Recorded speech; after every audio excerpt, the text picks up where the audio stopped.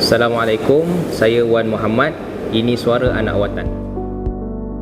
Ini saya nak bercerita tentang graduan yang dikeluarkan melalui IPTA dan IPTS di negara kita. Melalui statistik menunjukkan lebih daripada 200,000 graduan yang dikeluarkan setiap tahun. Dalam masa yang sama, peluang pekerjaan yang dicipta tidak sebanyak itu. Ini menjadikan banyak ataupun lebihan daripada graduan yang tidak mempunyai pekerjaan. Saya nak bercakap dari sudut saya sebagai seorang majikan. Saya merupakan pengarah urusan kepada Amani Travel Sdn Bhd yang menjalankan perniagaan travel agency, umrah dan sebagainya. Jadi ada sedikit sebanyak pengalaman bagaimana saya mengendalikan dan menguruskan pekerja. Sebagai seorang majikan, kita memerlukan pekerja-pekerja yang tidak semestinya berpengalaman. Kalau yang fresh graduate, kita tahu mereka belum ada pengalaman dari sudut pekerjaan. Tetapi apa yang kita lihat daripada mereka ni adalah dari sudut kemahiran yang mereka ada.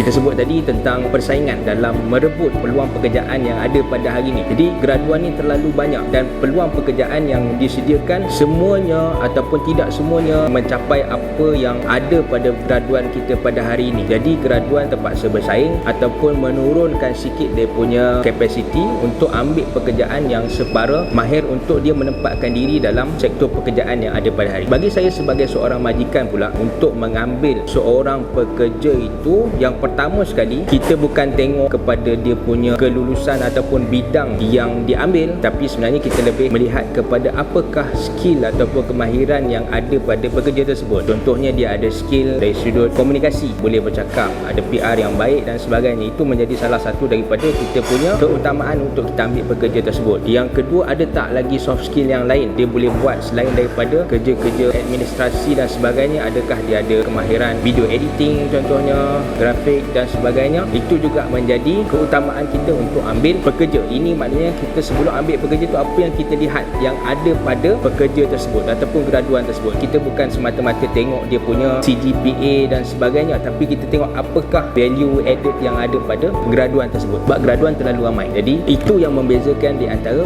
satu sama lain. Lepas kita ambil pekerja, jenis apa yang kita suka. Sebagai majikan, kita suka pekerja yang pertama sekali dia ada kemampuan untuk mencipta sesuatu. Dia bukan sekadar bekerja ataupun kita suruh dia buat kerja, dia buat kerja. Tak, dia boleh bagi idea, dia boleh lontarkan sesuatu, dia boleh create something. Itu adalah pekerja yang kita nak. Itu yang sepatutnya ada pada graduan. Graduan ni bukan sekadar kerja yang kita suruh dia kerja, dia buat, tapi dia boleh create something untuk dia present kepada majikan dia. Yang kedua adalah kita perlu pekerja yang ada leadership, kepimpinan, lebih daripada bos. Sebenarnya itu yang bos lagi suka. Bos tak payah kerja lah. Businessman ni, dia orang yang mencari talent untuk bekerja dengan dia, bukan dia yang buat kerja. Kalau bos buat kerja, dia bukan usahawan yang sejati lah. Bos ni dia start dengan something, then dia cari talent untuk bekerja untuk dia. Pekerja yang lebih mahir, yang lebih berkemampuan, yang lebih istilahnya boleh buat duit untuk dia, dia lagi suka. Dan dia tak payah kerja.